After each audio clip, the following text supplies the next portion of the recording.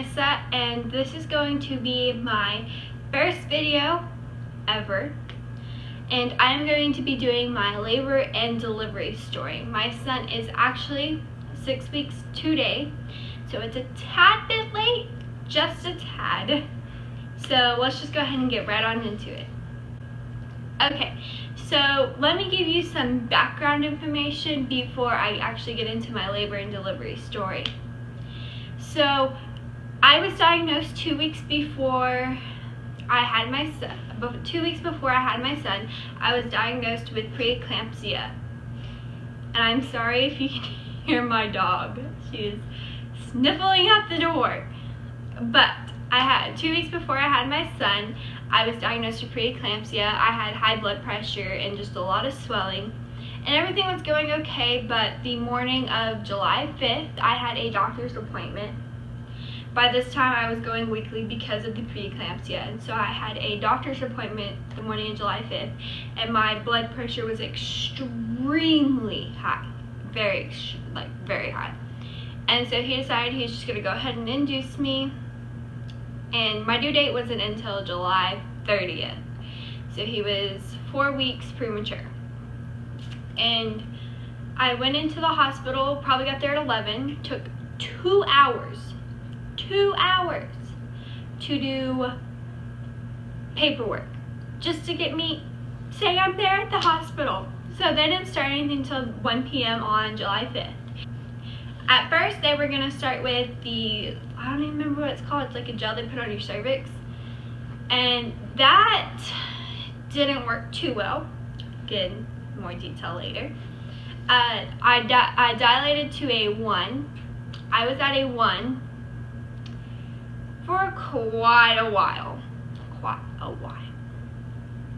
So it kind of was just like period-like cramps, just like really bad period-like cramps I was getting. And I mean, when I was little, I wouldn't take anything for cramps, so I was kind of used to that pain. But it had got, like, I don't know if it's just I'm a baby for pain, or if I had been in pain for so long, I was just kind of getting frustrated. But about like 5 o'clock, I just started crying, like I was in that much pain, like I was just bawling. And at my hospital, they won't give you an epidural until you are 3 centimeters dilated. Well, I was like, hey, can you please check me? Because I can't take this anymore. I was a 1. Still a 1 at 5.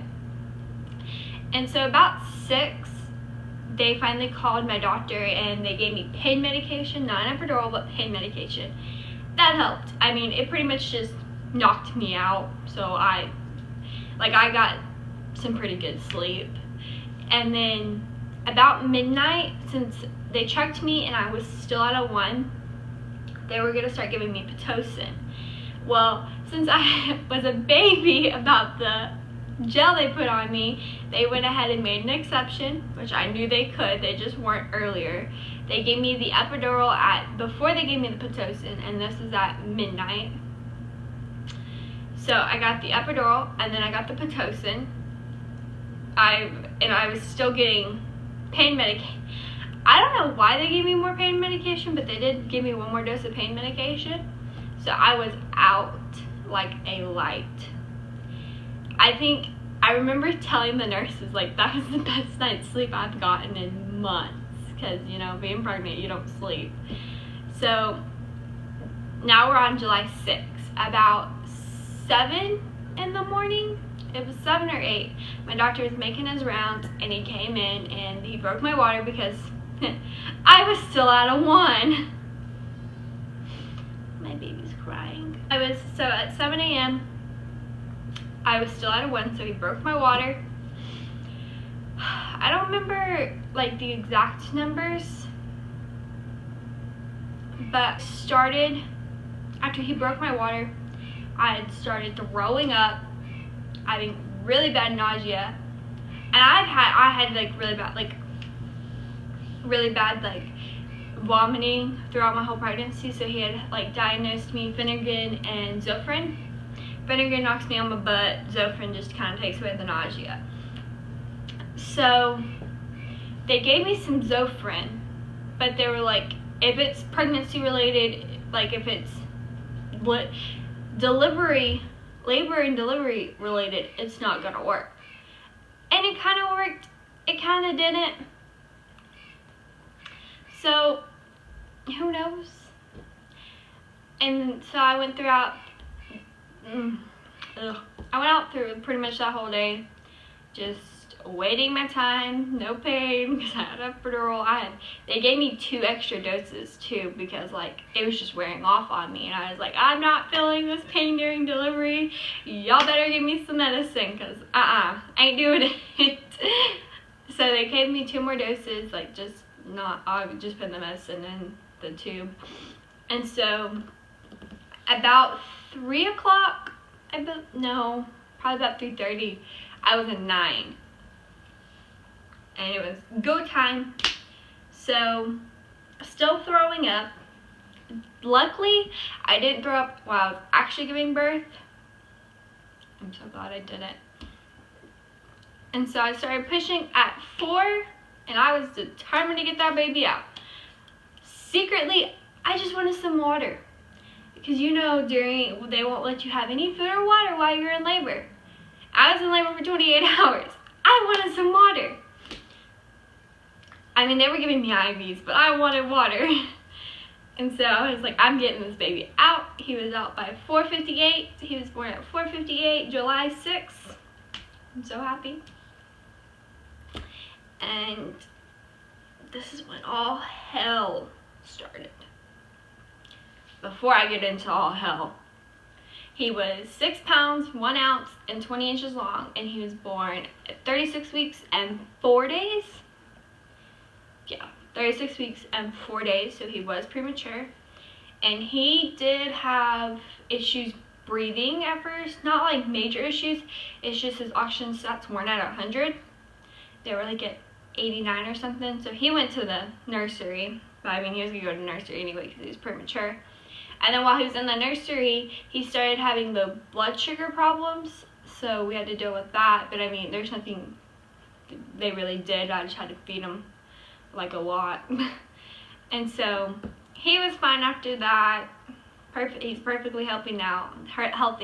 I mean, he has thrush right now, but that's a different story. Me, on the other hand, like I said, I had preeclampsia. Well, my doctor is an idiot, and he didn't diagnose me. He didn't treat me for the preeclampsia like most doctors would right after you give birth, just to make sure, hey, nothing's gonna go wrong. And so he didn't treat me, but I mean, my blood pressure didn't go down, my swelling didn't go down after birth, so he should have treated me. And then after birth, I started having like uncontrollable diarrhea, like very bad diarrhea, and so I felt bad for the nurses. But that went away like probably 6 hours after delivery. I didn't tear. Nothing happened down there. I didn't have to have any stitches, nothing. They didn't have to cut me. I was happy. So I was okay. Normal bleeding from having a baby. So we went home on Saturday morning. I went back to the hospital on Tuesday morning. Yeah. Saturday night I started feeling like someone was sitting on my chest. I thought maybe, hey, it was just my muscles. Like, I was just hurting because I had just given birth, or like a few days before. I was in tears Saturday night, and I thought it was just the pain. Like, I didn't go get my medicine, so of course. So we went and got my boyfriend.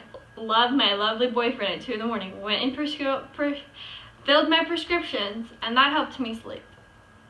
Well, I still had the same feeling Sunday and Monday, and it was like I couldn't lay on my back, like I couldn't breathe, like I felt like I was being suffocated, had like higher blood pressure than I had before I gave birth, and I still had a crap ton of swelling, like a crap ton.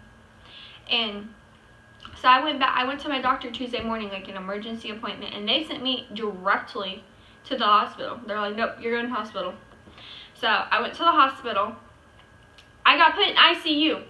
Yeah, that's how bad it was. I got put in ICU. So they got a CAT scan done on me, and they thought I might have clots in my lungs. No, I had fluid in my lungs. And they said probably half my lungs were filled with fluid. And that's a lot. So I'm away from my baby.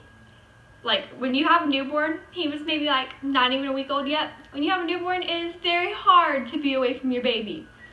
So I was away from my baby. My baby couldn't come see me because I was in ICU, and he would like, I'm not gonna bring my baby on the ICU unit. Nuh-uh, not happening. And so I was starting to get postpartum depression, and I was in the hospital. My boyfriend couldn't come see me either because my boyfriend was at home taking care of the baby.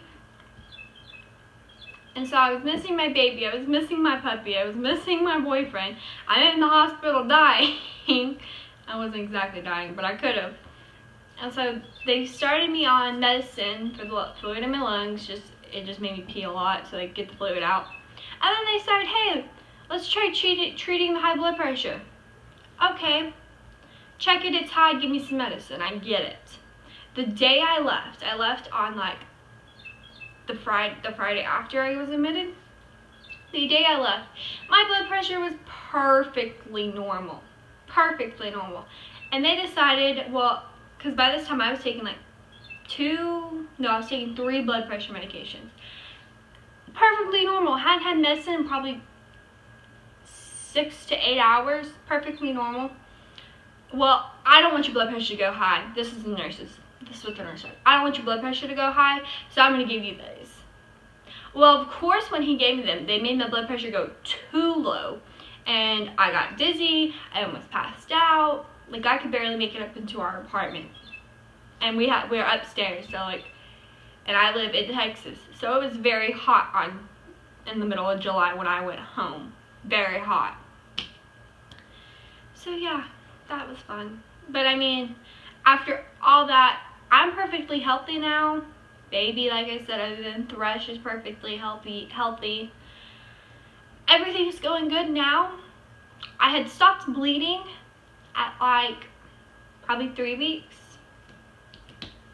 Yeah, I would say about 3 weeks postpartum, I stopped bleeding. And hey, I'm in my size 0 shorts right now. That makes me so happy. I sound like such a skinny little girl right now. But I still got the baby belly. I don't like it. I used to be very, very skinny before I got pregnant. And I'm kind of like, I want to go back. But I'm not working for it. I hope y'all enjoyed this video, and give it a thumbs up if y'all liked it. And don't forget to subscribe and request some more videos that y'all would like to see.